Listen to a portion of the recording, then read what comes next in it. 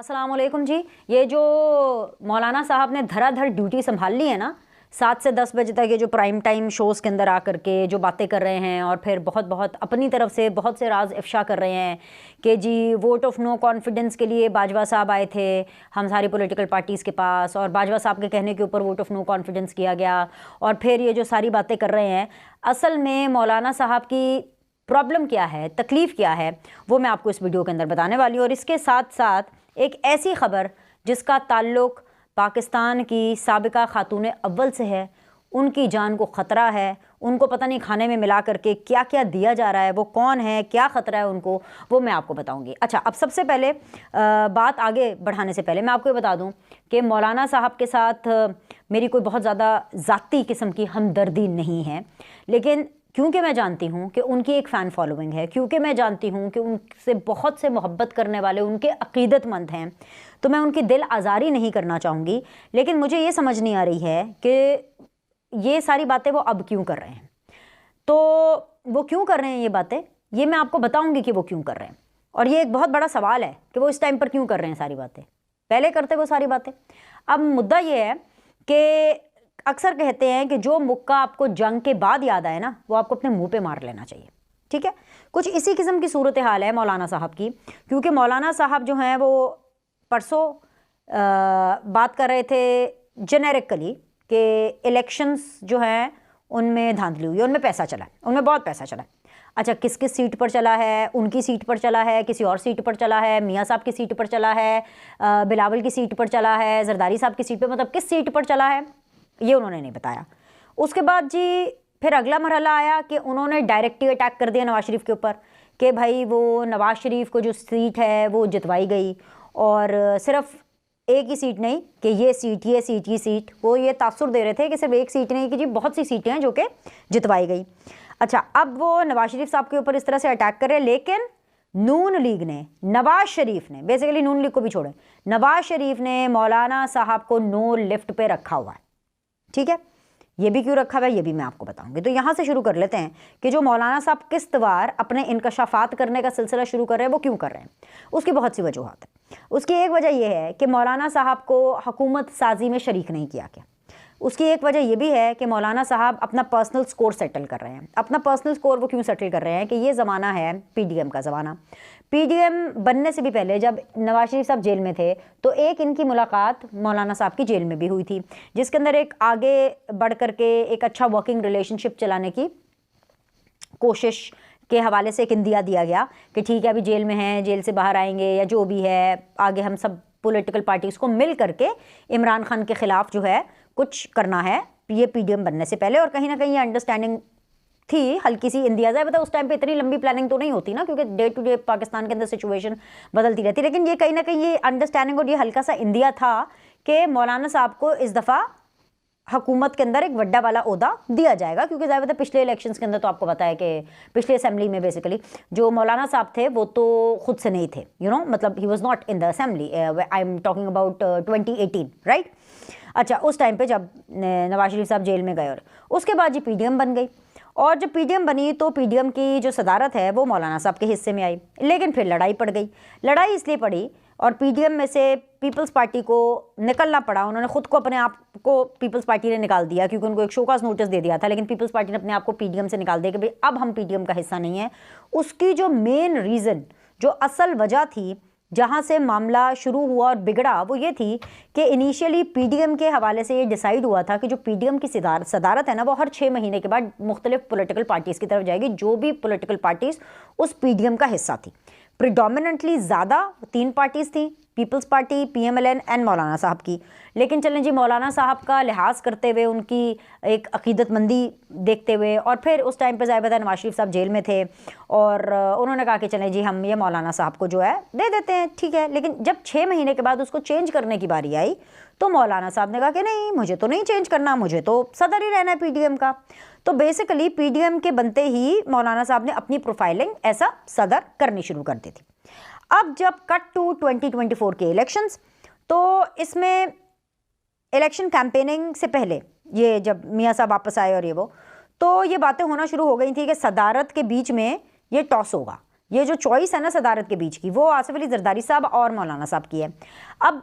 अगर आसिफ अली जरदारी साहब और मौलाना साहब का कंपैरिजन हो और ओहदा सदर का हो, तो आंखें बंद करके, क्या कह रही हूं मैं, आंखें बंद करके आप चाहे पीपल्स पार्टी की सियासत से एग्री करें या ना करें,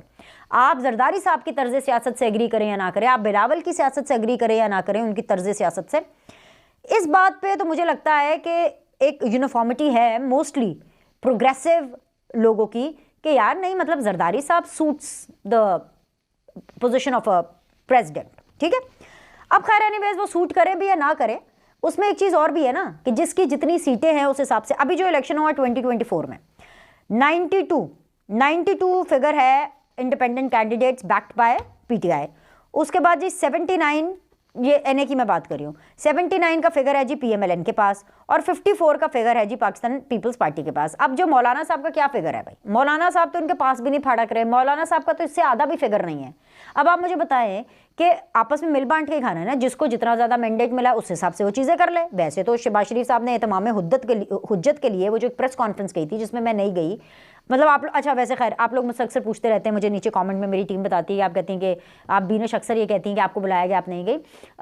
इसलिए मैंने नहीं जाती क्योंकि उसमें एक तो सवाल करने का उस तरह से मौका नहीं होता, उस तरह से टाइम नहीं मिलता, ये एक नॉर्मल उस तरह की चीज़ होती है, प्लस उसमें ना इतने ज़्यादा लोग होते हैं। और मेरा अब ये इस टाइम पे पॉइंट ऑफ व्यू है क्योंकि इतने सालों से मैं प्रोग्राम कर रही हूँ, अपनी वीलॉगिंग भी कर रही हूँ, तकरीबन 10 साल हो गए मुझे टेलीविजन के ऊपर अपना प्रोग्राम करते हुए, सीधी बात बीनर सलीम के साथ मुख्तलिफ टीवी चैनल्स के ऊपर मैंने over the period of time काम किया है, कि मुझे ऐसा लगता है कि अगर किसी को कोई मुझसे खास बात करनी होगी तो वो कम लोगों में, एक्सक्लूसिव लोगों में बुलाएं और इस तरह से बुलाएं कि बात भी हो सके, वरना कोई फ़ायदा नहीं है। अगर वहाँ जाकर के भी प्रेस कॉन्फ्रेंस है, वहाँ जाकर के भी अगर आपने बातें वही देखनी है जो आपको टीवी पर नजर आ रही हैं, तो पॉइंट नहीं है जाने का। प्लस नून लीग के जो काफ़ी ज़्यादा इस तरह के मामलात होते हैं जैसे जलसे वगैरह, ऐसा नहीं है कि मैं जाया नहीं करती थी, जाती भी थी, लेकिन अब मैंने कम कर दिया है ना होने के बराबर, क्योंकि एक तो जो हम आंगी होती है वो उनकी एडमिनिस्ट्रेशन जलसों की भी और ये प्रेस कॉन्फ्रेंसेस की भी वो कुछ इतनी खास नहीं होती, फिर सवाल करने का मौका मिलता है नहीं मिलता, मतलब मरीम औरंगज़ेब इशारा करती हैं आप कर लें आप कर लें आप कर लें आप कर लें, तो बस इससे बेहतर है कि आप टेलीविज़न के ऊपर ही देख करके देख लें। और सबसे बड़ी बात ये कि मैं ये समझती हूँ कि जो प्रेस कॉन्फ्रेंसेज और इस तरह के मामलात हैं ये बेसिकली रिपोर्टर्स का काम है, नॉट दैट कि हमें ये रिपोर्ट नहीं करना चाहिए, पर मुझे ऐसा लगता है कि हमारी अपनी फील्ड में भी, हमारे अपने प्रोफेशन में भी कहीं ना कहीं ये एक टसल चलती रहती है कि जी ये रिपोर्टर्स होते हैं तो वो ज़रा कहते हैं कि जी अब एंकर सवाल करेंगे तो एंकर के सवालों का जवाब दिया जाएगा, तो फिर रिपोर्टर के सवालों का जवाब कैसे दिया जाएगा, लाइक कहीं ना कहीं किसी ना किसी को कोई ना कोई शिकायतें होती है। तो मैं ये समझती हूँ कि जो चीज़ें अगर आप तक खबर खुद चल कर आ जाए, ठीक है, अगर खबर आप तक खुद चल कर आ जाए तो फिर क्या ज़रूरत है, अगर वैसे ही सोशलाइज करना है तो आप कम लोगों के अंदर भी सियासतदानों के साथ कर लेते हैं, मिलना मिलाना वैसे तो चलता रहता है। तो इसलिए मैं ये बता रही थी कि इसकी कोई ख़ास इतनी कोई सीरियस वजह नहीं है, लेकिन वो ये है कि नॉर्मली इस वजह से मैं ज़रा प्रेस कॉन्फ्रेंसेज या मंशूर्स और इस तरह के जो इफ्तिताह है अब मैं उनमें जाना अवॉइड करती हूँ या कम जाती हूँ, लेकिन रिपोर्टिंग आपको भरपूर होती है, खबर देती हूँ ना आपको, बस आप आम खाइए ना, पेड़ क्यों बन रहे हैं। एनीवेज जी, अच्छा जी, अब उसके अंदर ये हुआ कि वो जो वही वाली जो प्रेस कॉन्फ्रेंस थी जिसके अंदर मैंने बताया शहबाज शरीफ साहब ने एहतमाम हुज्जत तो पूरी की कि भाई अगर आपने जो आज़ाद उम्मीदवार है अगर वो अपनी हुकूमत बनाना चाहते हो तो बना लें, अगर आप नहीं बना सकते तो भाई फिर हम तो बनाएंगे ना, ऐसा थोड़ी है कि पाकिस्तान में फिर हुकूमत नहीं बनेगी, पाकिस्तान ऐसे ही रहेगा, चलेगा तो सही ना। तो भाई जब ये हुआ तो इस पूरे मामले के अंदर जो हुकूमत साजी का जो था वो मशवरा नहीं लिया गया, उनको उस तरह से इंगेज नहीं किया गया मौलाना साहब को, एक उस चीज़ का भी साड़ था, फिर इस चीज़ का भी गुस्सा था कि जो सदारत है वो पीपल्स पार्टी को दे दी, इसका तो बहुत ज़्यादा गुस्सा था। अब वो पीपल्स पार्टी को तो कुछ कह नहीं सकते थे, अपनी नंबर अपनी जो पोजीशन है वो भी नहीं, उसके ऊपर भी नहीं कुछ कह सकते थे। सिंध के अंदर पहले उनको कितनी सीटें मिली है जो आपकी वो बात करेंगे, बलूचिस्तान की थोड़ी बहुत का मसला है, ज़्यादा गुस्सा उनको खैबर पख्तूनख्वा का है, तो भाई खैबर पख्तूनख्वा का जो गुस्सा है, जो ज़्यादा तकलीफ है वो नवाज शरीफ पर क्यों निकाल रहे हैं, उसमें नवाज शरीफ का क्या लेना देना। आप अपने तरीके से इलेक्शन कमीशन पर जाएँ, आप जो राइट फॉरम है अदालतों में जाएँ, आप राइट फॉरम पर करें, और अगर नहीं है और अगर फिर भी आपको नहीं हो रहा तो वही बात आ गई कि आप बाजवा साहब ने क्या किया और फलाने ने क्या किया वो आप अब क्यों बता रहे हैं। जब आपने इमरान खान साहब की हुकूमत के अंदर एक लॉन्ग मार्च निकाला था, उस लॉन्ग मार्च के अंदर जब आप इस्लामाबाद जाकर बैठ गए थे तो उस टाइम पर तो आपने नहीं बताया था कि आप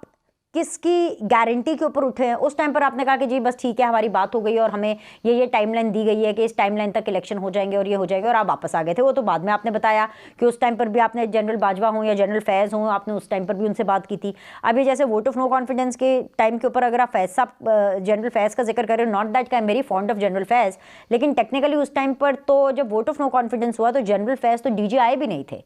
ठीक है, जनरल बाजवा साहब जरूर थे। और वोट ऑफ नो कॉन्फिडेंस के कामयाब होने का मतलब ही यही है, ये जो अब इसको वो कर रहे हैं ना कि फौज इंटरफेयर नहीं करेगी, और मसला यही है क्योंकि फौज ने इंटरफेयर नहीं किया ना। फौज ने सिंध हाउस में जो बैठे हुए लोग थे उनको फोन नहीं किया, उनको डराया नहीं, उनको ऑर्डर नहीं लगाया कि नहीं जी आप इमरान खान साहब के साथ मिल जाए, उन्होंने छोड़ दिया। जैसे कि अभी ये इलेक्शंस, ये जो अभी हुए हैं इलेक्शन, इस पे अगर 9 मई वाले जीत सकते हैं, जो कि जीते हैं, 92 फिगर है पीटीआई के पास, अगर ये फौज ने मैनेज किए होते, जैसे बाजवा साहब ने या जैसे जनरल फैज ने 2018 में आरटीएस बिठा करके मैनेज किए थे, तो क्या आपको लगता है कि 9 मई वाले जो हैं, ये जो सारे ये लोग जीतते? नहीं जीतते। इसका ये अपने आप में मुंह बोलता सबूत है। अब आप ये कहेंगे कि जी जो फौज है उसने धांधली कराई है, या फौज ने क्या कहते हैं कि अपनी लॉयल्टी दिखाई है पाकिस्तान तहरीक इंसाफ के लिए, कैसे हो सकता है? तो ये अपने आप में एक बहुत बड़ी बात है कि फौज ने इंटरफेरेंस नहीं की है। उन्होंने कहा ठीक है भाई आप खुद ही करो, और फौज ने भाई यही कहा कि जिसके जितने नंबर होंगे अपने आप में आपस में बैठ करके आप इसको बांट लो। अब अगर किसी को एतराज़ है, जैसे कि एक एग्जाम्पल दे रही हूँ,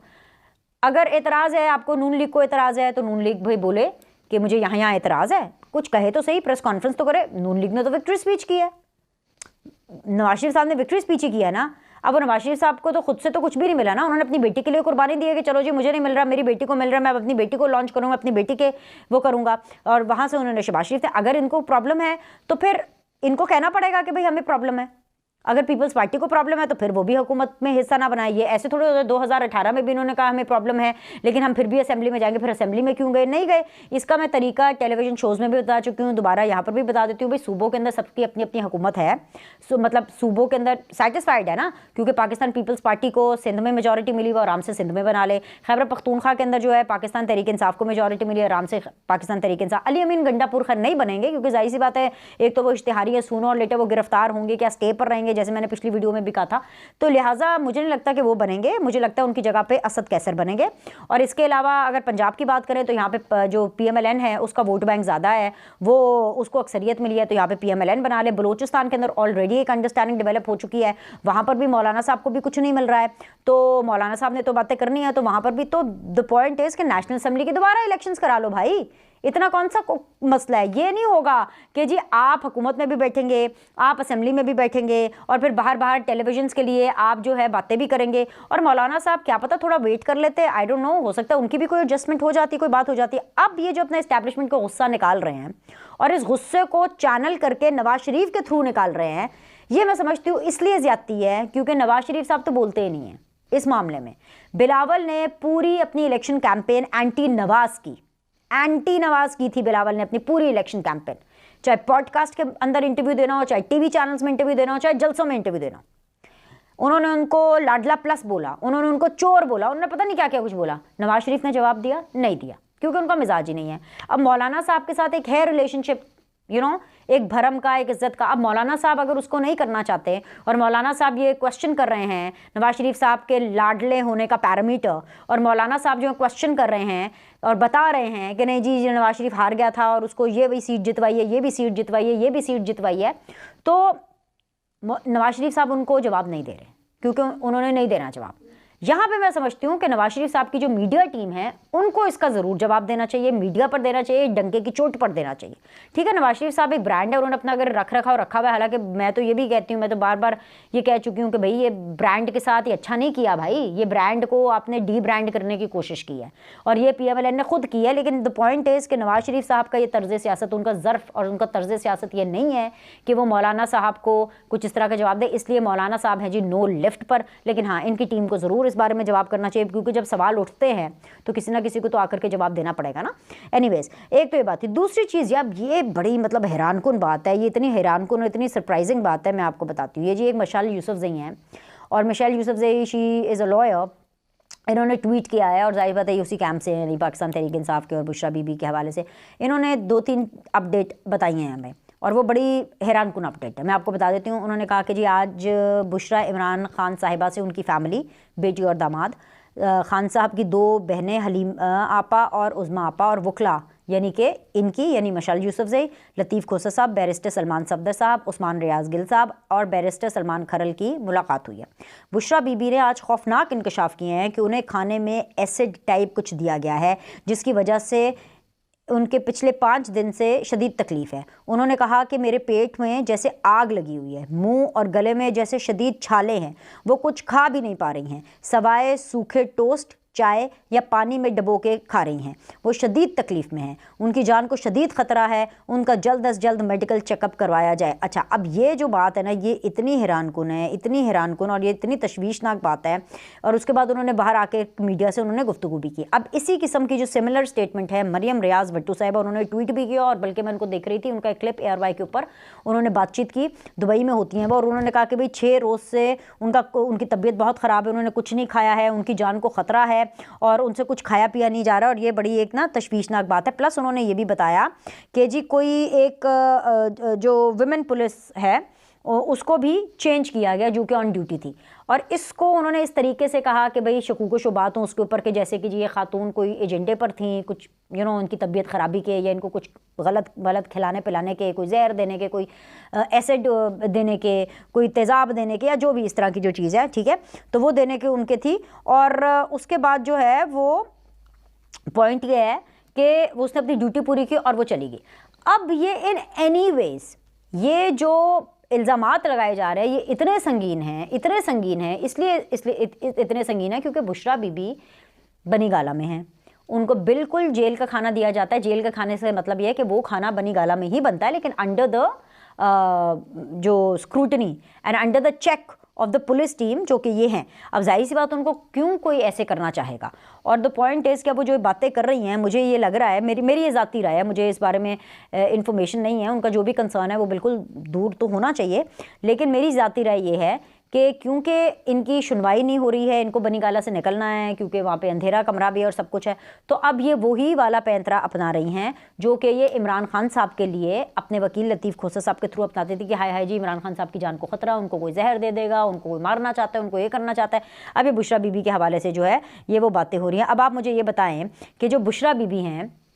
उनको कौन मारना चाहेगा, क्यों मारना चाहेगा, मतलब किसके लिए बुशरा बीबी ख़तरा है, किसके लिए बुशरा बीबी जो है वो ख़तरनाक हो सकती हैं। सो ये सारी बातें हैं कि जो मैंने कहा कि मैं आप तक पहुंचा दूं, क्योंकि इलेक्शन की जो गहमा गहमी और हुकूमत साजी की जो जोड़ तोड़ है उसके अंदर ये बात रह गई, तो मैंने कहा जी बुशरा बीबी साहिबा के बारे में अपडेट आई है तो ये मैं आप तक पहुँचा देती हूँ। बस मैं दुआ करती हूँ कि उनकी अल्लाह ताला जो है वो मुश्किल आसान करे। साथ ही साथ एक और चीज़ भी उन्होंने कहा है कि जी उनका जल्द अज जल्द मेडिकल चेकअप भी करवाया जाए। ये जो चीज़ है ना मेडिकल चेकअप कराने की, ये जो मुतालबा है, ये तो मैं लाजमी तौर पे कहती हूँ कि मेडिकल चेकअप कराया जाए। और अगर ये बात झूठ है ना